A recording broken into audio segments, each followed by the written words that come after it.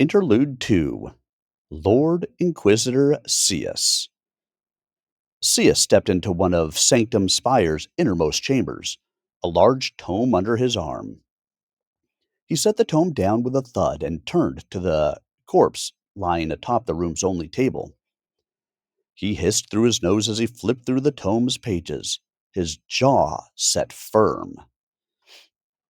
Several robed figures hunched over the corpse, inserting long needles attached to even longer tubes that disappeared into the ceiling. Sia scowled at these figures as the reek of their decaying bodies clotted the room. The grating rasp of their breathing was unsettling. He had little love for dread thralls and loathed the idea that he needed their aid. Mindless servants, once enemies of the Davan Empire, carrying out the dread's will. If it were up to him, they would never have been called to Eudos. Their presence tainted Sanctum Spire, allowing more of the dread through than Sius preferred. The presence of the dread disrupted the balance that he strived to maintain. His master knew no constraint, only endless hunger. Given the chance, it would consume Eudos without hesitation, and all that Sius had spent his long years building would crumble. Here, in a land not his own, he had made a place for his family. Part of him longed for the plains surrounding the City of Iron, the vast open spaces he and Hephaestus had explored as children. But those days were gone.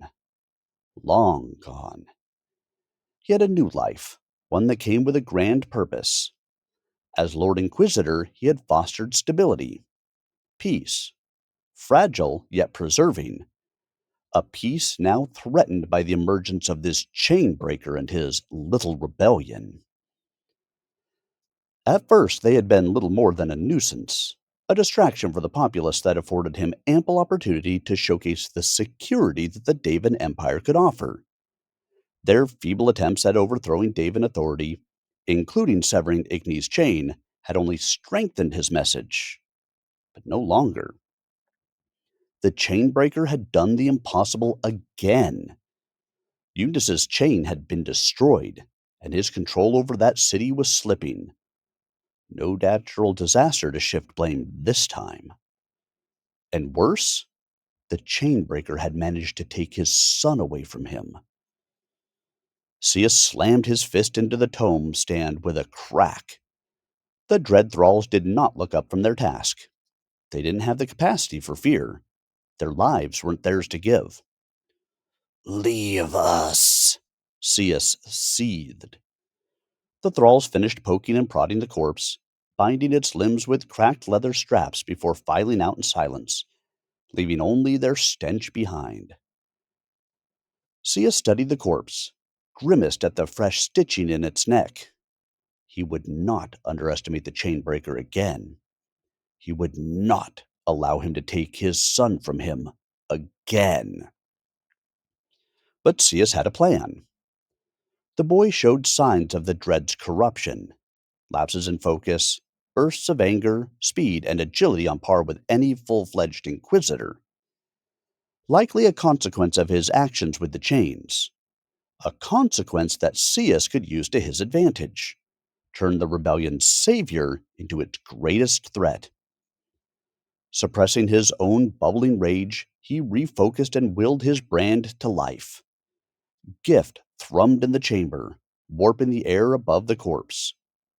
With his other hand, Sius traced a passage in the tome and spoke the words that allowed the dread to work through him. It wasn't long before he felt invisible claws rake his skin. Malice for this realm slithered through him. It tugged at his spark of life and made it difficult to concentrate.